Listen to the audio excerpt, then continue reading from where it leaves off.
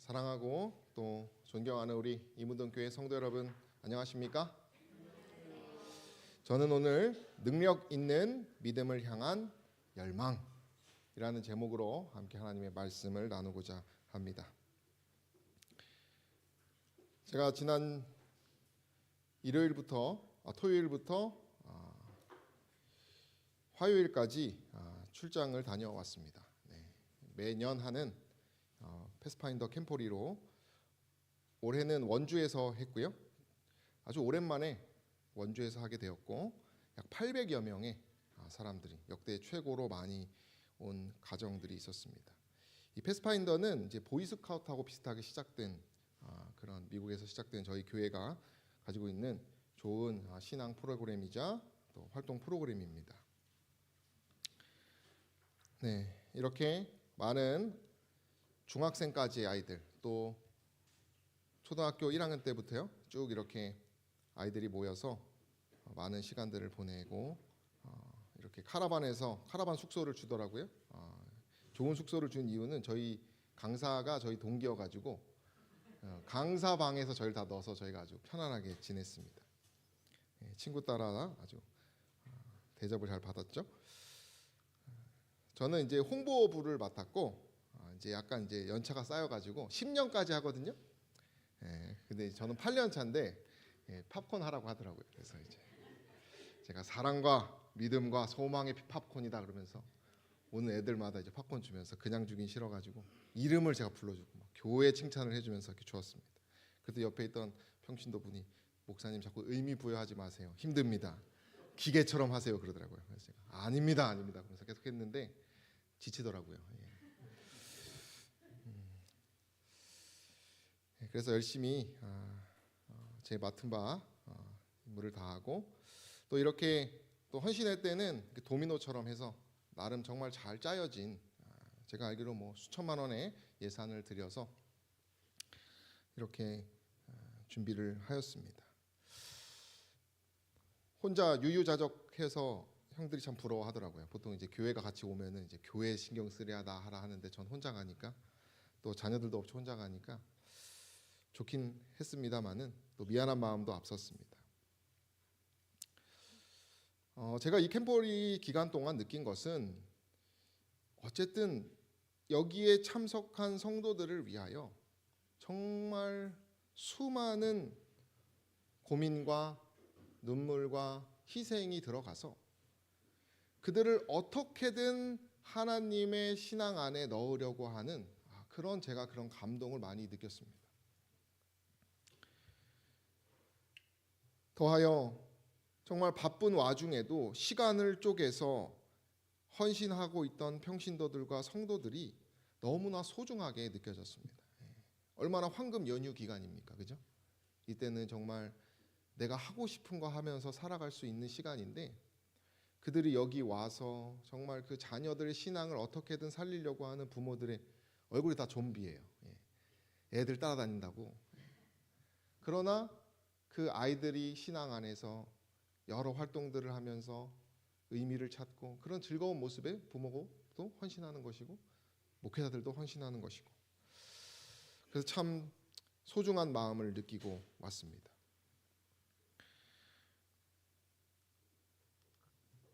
오늘 저희가 함께 나누고자 하는 비유 역시도 그러한 정말 그 신앙을 어떻게든 넣으려 했던 이 캠포리처럼 예수님께서 어두워진 유대인들의 마음에 그 하나님의 사랑을 주시고자 하는 비유입니다. 사실 제가 오늘 이 주제가 너무나 부담이 됐습니다. 왜냐하면 재물에 대한 설교입니다. 저 역시도 재물을 아직까지도 사랑하고 그 마음을 이겨내지 못하는 가운데 있기 때문에 이 재물을 사랑하지 말라라고 하는 설교를 한다는 것이 너무나 힘들더라고요. 그러나 제가 이것을 정말 이렇게 보기도 싫고 이렇게 읽으면서도 예수님의 비유를 차례차례 제가 하다 보니까 할 수밖에 없었는데 이 문구가 저에게 힘이 됐습니다. 이 설교는 성도님들에게도 해야 되는 설교이겠지만 저에게 하나님께서 하시는 말씀이겠거니 하는 생각이 든 것이 바로 이 어두워진 마음에 예수께서 뭐 하셨다고요? 열망을 가지고 빛을 어떻게든 주고자. 오늘 이 시간 저는 감춰지고 성령께서 여러분들의 심령에 함께 하시기를 간절히 소망합니다. 그래서 우리가 믿음의 열매, 정말 능력 있는, 금과 은은 없지만 나에게 그리스도의 능력이 있다라고 고백하시는 저 여러분 되시기를 간절히 소망합니다. 오늘의 배경은 유대 나라에 대한 배경입니다.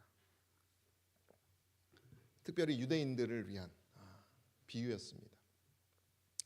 여기 말한 것처럼 재물을 나를 만족시키는 데 쓰던 사람들을 위하여 쓴 그런 사람들이 대부분이었다고 말합니다.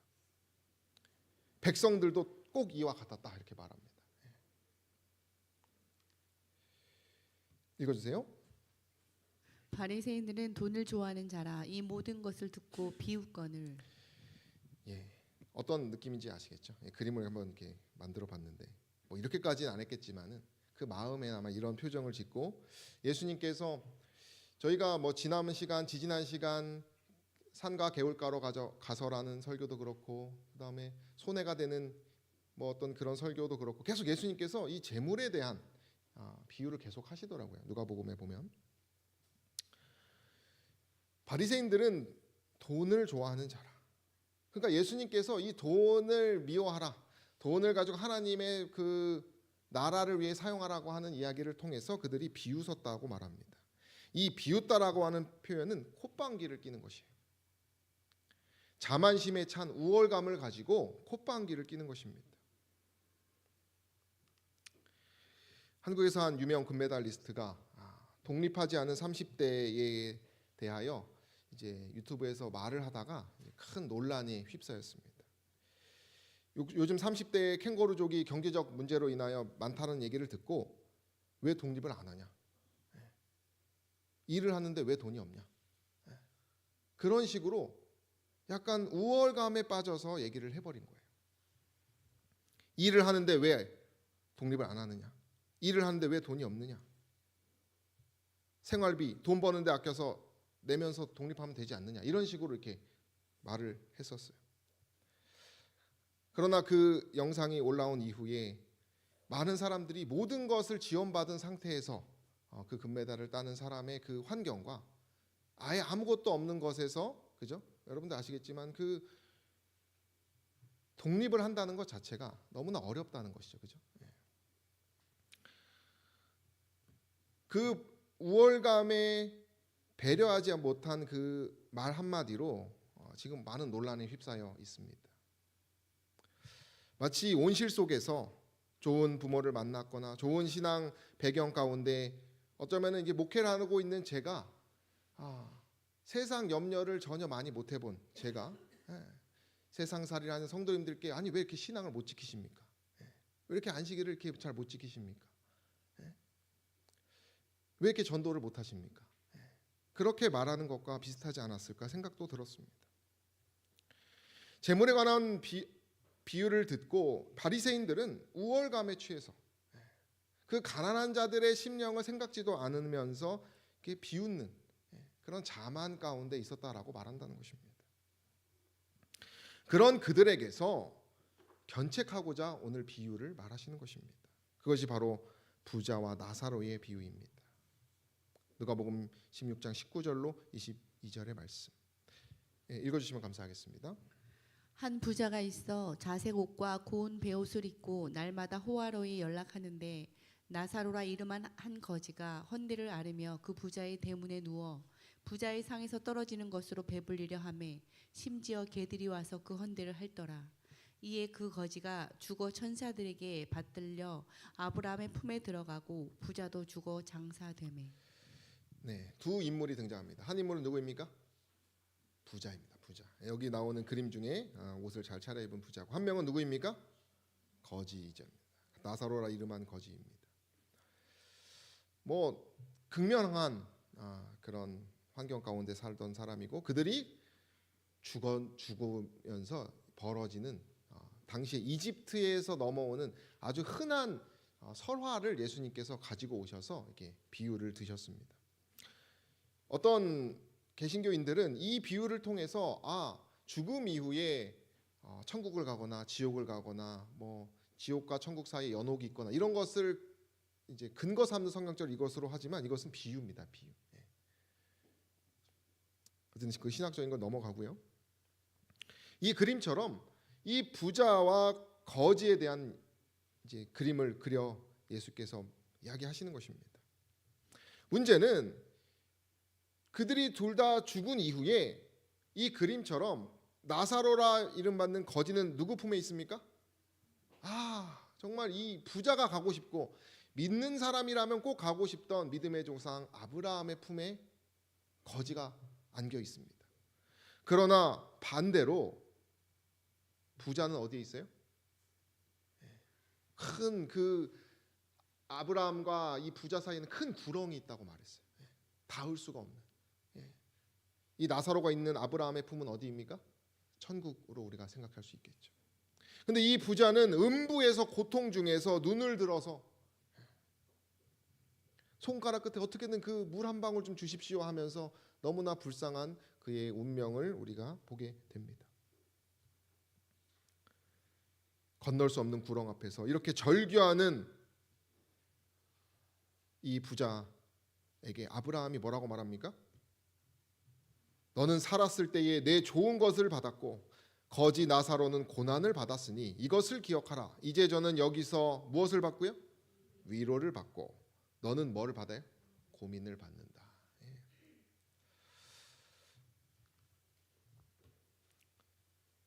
이 비유의 핵심 내용은 다음과 같습니다. 그때 당시에 많은 사람들이 재산과 명예를 가지고 뭘 판단해요?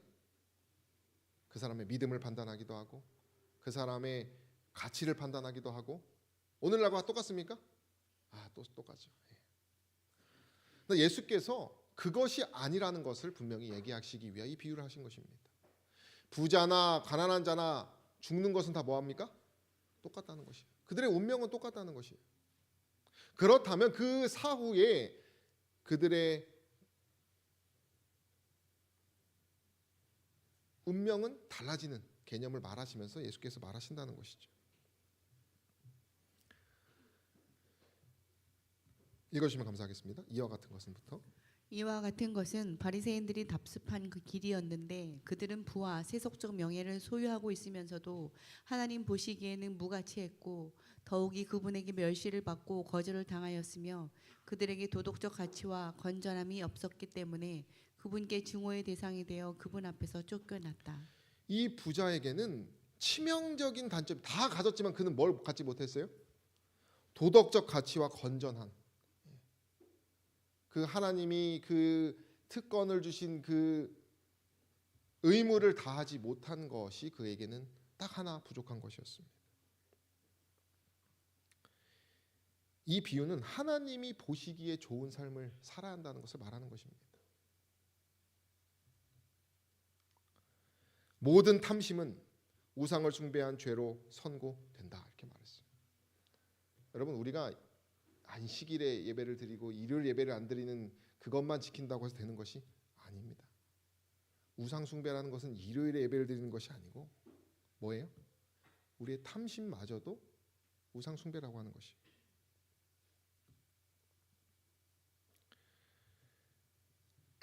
한 선생님이 저에게 종종 연락이 오시는 이제 심리치료하고 초등학교 선생님이신데 상담. 요즘 공공기관 예산이 50% 삭감이 되어가지고 150만 원을 가지고 150명의 심리치료를 해야 된다고 합니다. 인원수가 적으니 특수실무사도 뺏어가고 예산이 있으면 차비라도 챙겨주고 싶은데 학교가 여건이 안 돼서 저한테 종종 연락이 오세요. 서울의 한 초등학교의 선생님입니다. 뭐 교회에 도울 수 있는 것이 없느냐. 그래서 제가 망우동교에 있을 때도 이렇게 연결돼서 이렇게 도와드리기도 하고 이렇게 했었는데 세상에는 이렇게 사각지대에 있는 사람들에 대해서는 뭐 합니까? 이렇게 많이 무심한 것이 사실인 것 같습니다. 나름대로 한다고는 하지만 또 이런 여러 어려움들이 있어요. 이럴 때일수록 더 가난한 사람들을 도와야 되는 시기이지만은 뭐 합니까 다? 그것을 무관심하게 두고 있다라고 하는 것이죠. 읽어주시면 감사하겠습니다. 하나님께서는 이 부자의 재물을 가치 있게 여기지 않으셨다. 그 사람이 진정한 도덕적 가치를 지니고 있지 않았기 때문이었다. 그의 품성은 무가치했다. 그는 그의 재산으로 하나님의 호감을 사지 못했고 그것으로 그분의 은총을 확보할 아무런 영향도 발휘하지 못했다. 이 부자는 뭐는 많았어요? 재물은 많았습니다. 근데 무엇이 없습니까? 하나님이 좋아하실 만한 품성은 없었다는 것이.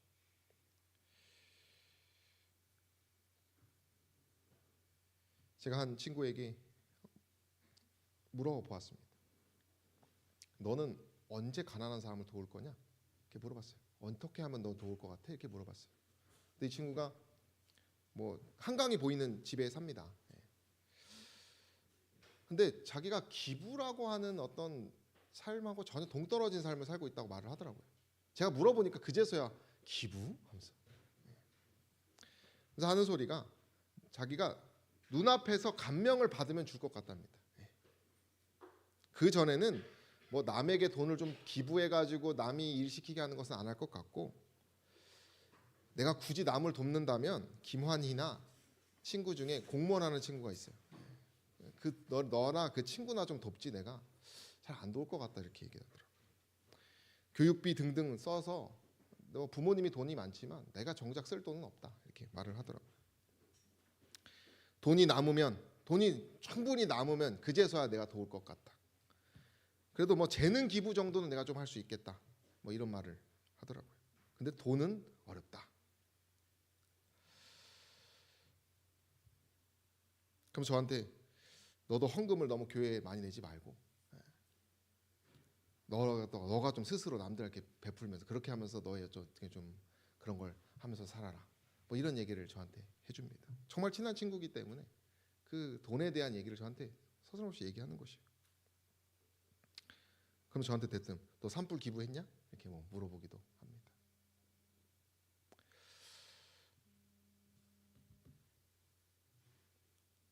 이 친구의 생각은 일반적인 생각입니까? 저는 일반적인 생각인 것 같아요. 전화가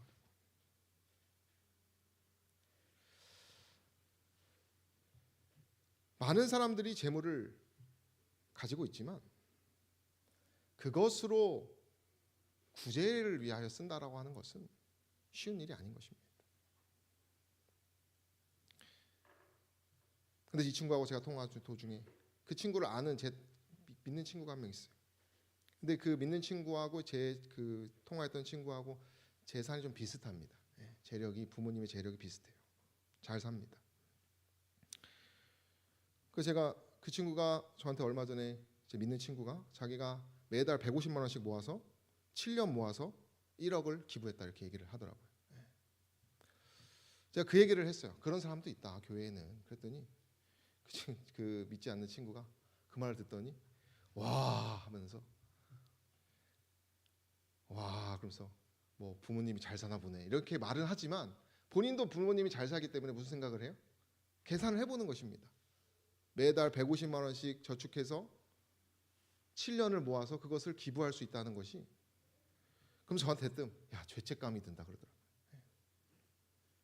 같은 나이인데 그제서야 부끄러움을 고백하더라고요. 그러나 이 부끄러움을 고백하는 것은 많은 사람이 할 수 있습니다. 저 역시도 할 수 있어요. 그러나 뭐 할 수가 없는 것입니까? 뭐 하기가 어려운 것입니까? 행동하는 것이 어렵다는 것이. 우리의 1000톤의 논리와 우리의 깨달음이 있어도 뭐 하나 없으면요, 1g의 행동이 없으면 뭡니까? 능력이 없는 것입니다.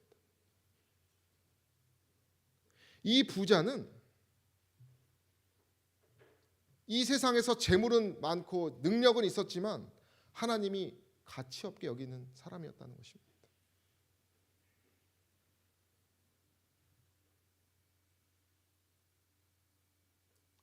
아무런 영향력도, 아마 유대인들은 성경 공부는 잘했을 거예요. 성경을 보면서 깨달음도 얻고 감사함이 넘쳤겠지만은, 그 신학적인 것은 아주 좋았겠지만 그들은 도덕적 가치의 그 능력을 잃은 자들이었다는 것입니다.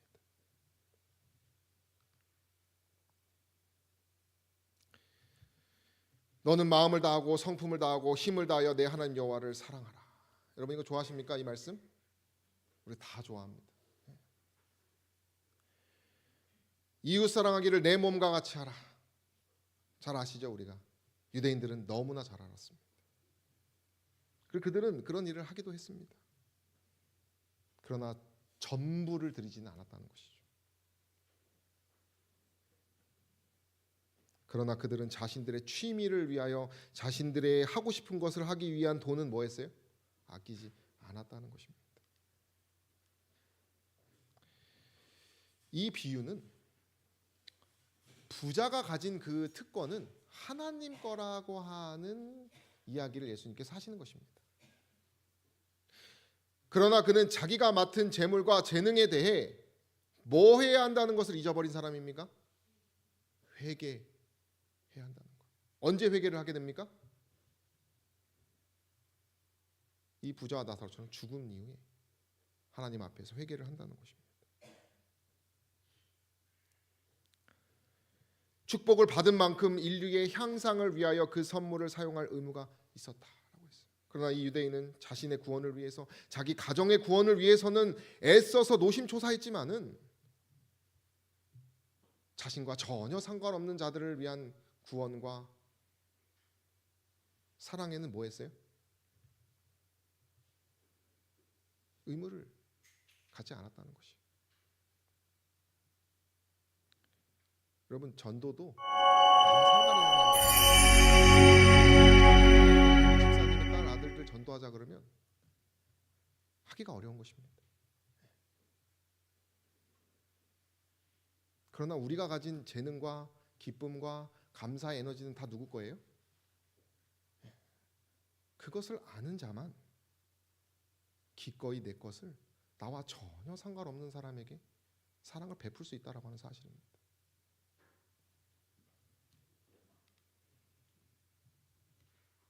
하나님께서 그에게 빌려주신 것에 대해서는 뭐를 내지 않아요? 이자를 내지 않은 자가 이 부자입니다.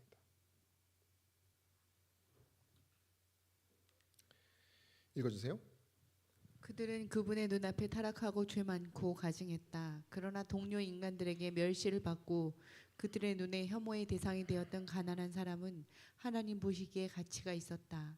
그는 도덕적인 건전함과 가치를 소유하고 있었기 때문에 고상하고 거룩한 천사들과 교제하고 하나님의 후사가 되고 그리스도와 함께하는 후사가 되는 자격을 갖추게 되었다. 반면에 가난한 사람은 그 마음이 부요했던 사람입니다. 도덕적인 그 품성을, 그 가치를 알면서 그리스도와 함께하고자 했던 사람이라는 것이죠. 이 비유는 다시 말씀드리지만 유대인의 입장에 서서 말씀하신 비유입니다. 이 유대인들은 아마 믿는, 그죠? 아마 우리가 끼니를 걱정하지 않는 믿는 자들을 위한 비유라고 하는 사실이에요. 몇 해 전에 우리 잘 아시죠? 나치로부터 한 그리스인 할머니께서 한 유대인 자매를 이렇게 숨겨주고 그 구원해 주었던 그 자매들이 커서 이분을 만나서 이렇게 제외하는 장면이 있었습니다. 유대인이 살아남는데 도움을 준 이들에게 수여하는 상은 라이처스 어몽 디 네이션스라고 하는 상입니다. 이 상을 받은 사람들은 2만 7천 명 정도가 된다고 합니다. 이 중에 이 할머니와 같은 그리스도인들은 355명이라고 하는 것이죠. 그들은 전혀 의무가 없었습니다. 그러나 그들은 뭐 했습니까? 그들이 만약에 숨겨준 것이 걸리면 어떻게 돼요? 죽는 것이에요.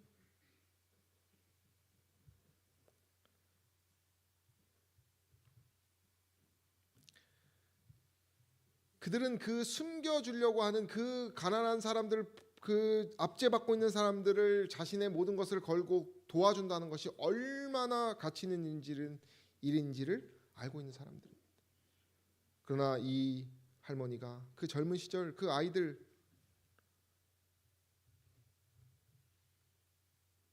6명을 자신의 목숨을 걸고 구해 준 것입니다. 그러고 나니까 어떻게 됩니까? 이렇게 많은 가정들이 이렇게 불어난다라고 하는 사실이. 울먹이면서 그 삶에 정말 이렇게 다시 만날 수 있다는 것이 감동이라 이렇게 하는 게 고백을 하시더라고요. 우리 함께 읽어볼까요? 시작. 너는 살았을 때에 내 좋은 것을 받았고 나사로는 고난을 받았으니. 이 비유의 대상은 특권을 받은 사람들입니다.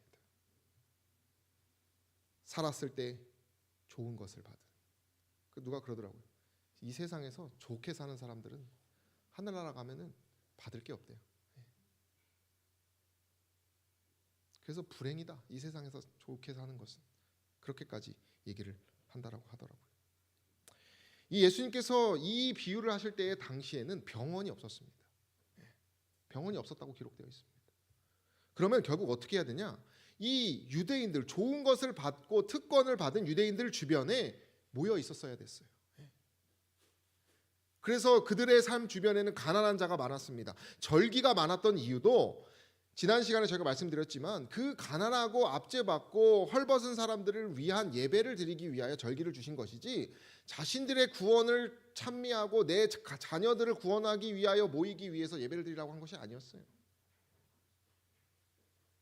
고난받는 사람들을 위하여 봉사하고 희생하라고 예수께서 그 주변에 불러 모아 주셨다라고 하는 사실이에요. 주께서는 유대인들을 거룩한 진리에 뭐로 삼으십니까? 보관자로 삼으셨어요. 그들에게 온갖 어떤 특권을 주십니까? 영적, 물질적 특권을 주셨다는 것이죠. 그들에게 특별한 무엇을 주십니까? 지시를 내리셨어요.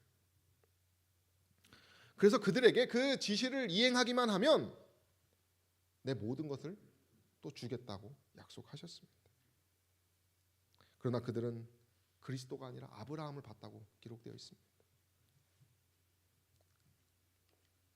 그들은 뭐라고 주장하는 자라고 말합니까?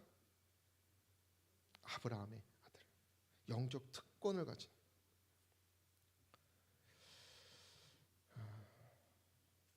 이번에 캠포리에서 저만 그거를 아주 예민하게 들었는데 어떤 학생이 와서 이제 뭐 이런 이제 팝콘을 하니까 이제 그 주변에 이렇게 모여서 이렇게 그런 이런저런 얘기를 해요.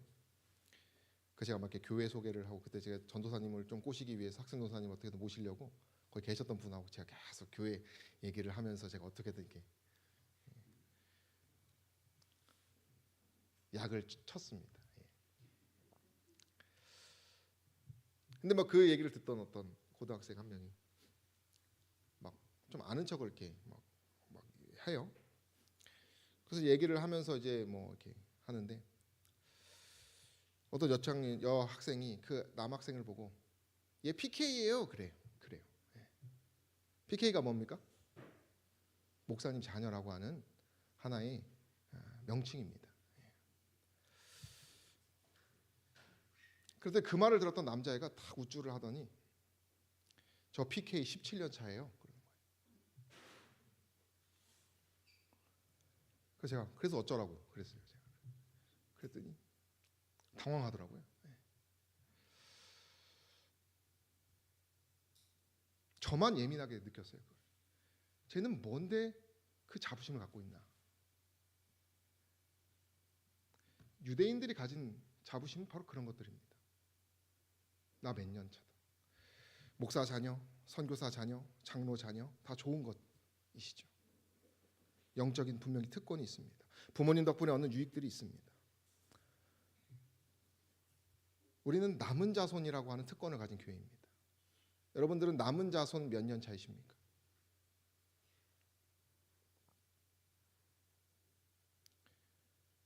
우리는 어떤 남은 자손이라고 말하고 있습니까? 우리는 어떤 자부심을 갖고 말하고 있습니까? 우리는 어떤 자부심을 가지고 아는 척을 하고 있습니까? 그의 말한 것과 반해 우리의 행동과 희생은 어떤 것이 있습니까?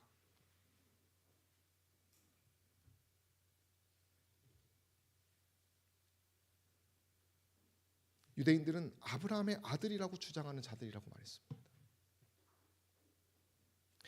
그들은 아주 세련된 사람이었어요. 그는 거지를 난폭하게 대우하지도 않았고 보기 싫다고 해서 그를 저리로 가라고 쫓아버리지도 않았습니다. 가련하고 보기 싫은 거지가 문에 앉았다가 들어오는 자기를 보고 위로를 받을 수 있다면 그는 그 거지가 거기 있는 것을 기꺼이 허락해 주었다. 그러나 그는 고난 중에 있는 그 형제의 뭐에 대해서는 무관심했습니까? 궁핍에 대해서는 실제적으로 아무 행동을 하지 않은 것입니다. 아는 척만 잔뜩 하고 자부심만 잔뜩 갖고 실제로는 적당하게 의무 방어만 하면서 부자와 같이 삶을 향유하면서 살았다는 것입니다. 여러분들은 성경 공부한 지 몇 년 되셨습니까? 새벽 기도를 몇 회 정도 하고 계십니까?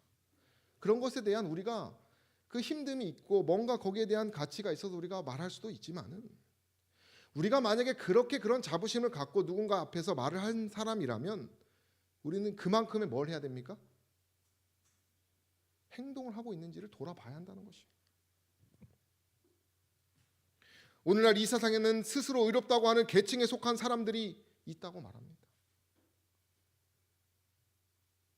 저 역시도 제 스스로 의롭다고 생각하는 것들이 있어요.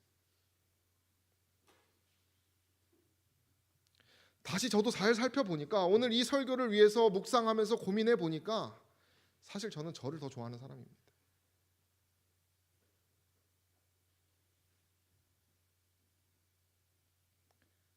자신을 위해 살고 하나님 위해 살기를 원치 않는다. 결국 그들은 뭐로 간주된다고 말합니까? 불신자로 간주된다는 것입니다. 부자와 나사로의 운명을 똑같이 경험할 것이라는 것입니다. 읽어주시면 감사하겠습니다. 그리스도께서는 혈통에 어떤 공로가 있다는 것을 인정하지 않으셨다. 그분은 영적 관계는 모든 육신적 관계를 폐지하는 것이라고 가르치셨다. 유대인들은 그들이 아브라함의 자손이라고 주장하였으나 아브라함의 일을 하지 않음으로 인하여 아브라함의 참 자손이 아님을 드러내었다. 하나님의 음성을 순종함으로써 저희 자신을 영적으로 아브라함과 일치시키는 자들만이 참된 아브라함의 자손으로 간주된다. 거지는 비록 사람들이 천하게 여기는 계급에 속해 있었으나 그리스도께서는 그를 아브라함이 가장 친한 친구로 여길 사람으로 인정하셨다. 부자는 비록 인생의 온갖 사치를 누렸으나 너무나 무지하여 하나님이 계셔야 할 자리에 아브라함을 두었다. 이 부자는 아브라함의 아들이라는 생각을 뭐 했어요? 버리지 않았어요. 이것을 무기로 삼은 것입니다. 여러분들이 자부심을 이 자리에서 버리시게 되기를 간절히 소망합니다. 저 역시도 완전히 버리게 되기를 소망합니다. 정말 우리가 사모하고 자부심을 가지는 것은 그리스도께서 나에게 주시는 열매이게 되기를 간절히 소망합니다. 우리의 삶에는 이 예수께서 오시는 날이 얼마 남지 않았습니다. 우리가 이 땅에서 사는 그 짧은 이 순간보다 저 하늘에서 사는 그 놀라운 영혼의 시간이 더 가치가 있다는 것을 이 시간 기억하시게 되기를 간절히 소망합니다. 이 유대인들은 처음부터 그러지 않았습니다. 저들의 재물에 대한 욕망이 뭐됨에 따라서요? 증가됨에 따라서 그들의 애정이 이 재물과의 함께 뭐해졌다고요? 묶어져서 증가했다는 것입니다. 그들의 축복이 처음엔 그렇지 않았어요. 그들의 감사가 처음엔 그러지 않았지만 이 재물에 대한 능력을 깨닫고 난 이후에는 뭐예요? 이 가난한 자들을 구제해야 된다라고 하는 의무, 이것과 그것이 너무 어렵다라고 하는 것이죠. 제 한 친구가 새 차를 뽑았었습니다. 근데 그 폐지 줍는 할아버지가 이게 뭐 이것저것 재활용품 들고 다니다가 뭐 한 거예요? 긁은 거예요. 네. 그래서 막 성질이 나가지고 그래서 그 사람 이렇게 붙잡아가지고 자기가 차를 타고 있었는데 돈 달라고 하니까 뭐예요? 돈 안 주고 이렇게 막 해요. 그래서 막 고소한다고 자기가 막 하니까 이제 막 1,000원짜리 뭉치를 꺼내서 이렇게 주는데 죄송한 티도 안 내더라고요. 안 낸다고 하면서 저한테 막 얘기를 해요. 근데 이 친구 화가 너무 나가지고 제가 걱정이 갑자기 돼서 일단 저 분노를 사그라뜨려야겠다. 제 친구가 그거를 잘못하다가 뭐 할 수 있으니까요? 영혼이 상할 수가 있으니까. 저는 그 친구가 믿지는 않지만 어떻게든 하늘로 데려오고 싶은 사람이라 저도 모르게 제가 그냥 20만 원 보내줬어요. 야, 이걸 어떻게 네가 좀 해봐라. 그랬더니 이 친구가 당황하더라고요. 자존심 상했는데 다시 보내더라고요. 제가 그 폐지난 분을 도우려고 한 것이 아니라 저는 이 친구의 마음을 어떻게든 살리려고 그 분노로부터 자신의 그 손해를 어떻게든 다시 고치려고 하는 그 마음으로부터 이 친구를 건져내려고 제가 이렇게 제 나름대로 한 것이죠. 여러분 이 자신의 손해 보지 않으려고 하는 이 욕망과 남을 긍휼히 여기라고 하는 그 마음이 뭐 하는가다는 것이 이게 분리한다는 것이 너무나 어려운 것입니다.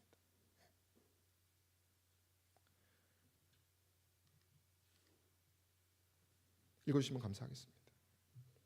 바울은 사람들이 부하려 할 때 얼마나 큰 위험을 당할 것인지 알려준다. 그럼에도 불구하고 사람들은 부자가 되고자 결심하고 그것이 그들의 연구 과제가 된다. 그리고 그 일을 위한 열성 때문에 영원한 것을 생각하는 마음은 간과된다. 그들은 사단에 의하여 눈이 어두워져서 선한 목적을 위하여 이런 이득을 바라는 것으로 그들 스스로 믿게 하고 있다.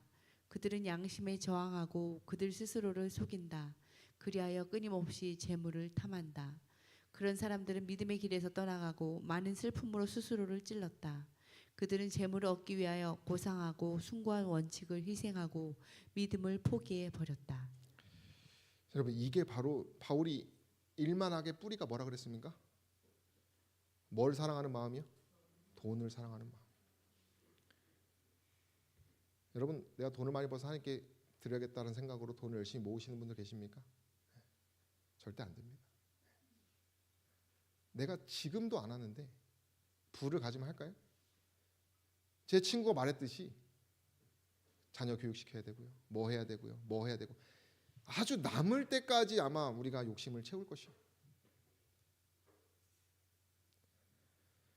선한 목적을 위하여 이런 이득을 바라는 것으로 그들 스스로 뭐하게 하고 있다고요? 믿게 하고 있다. 스스로를 속이는 것입니다.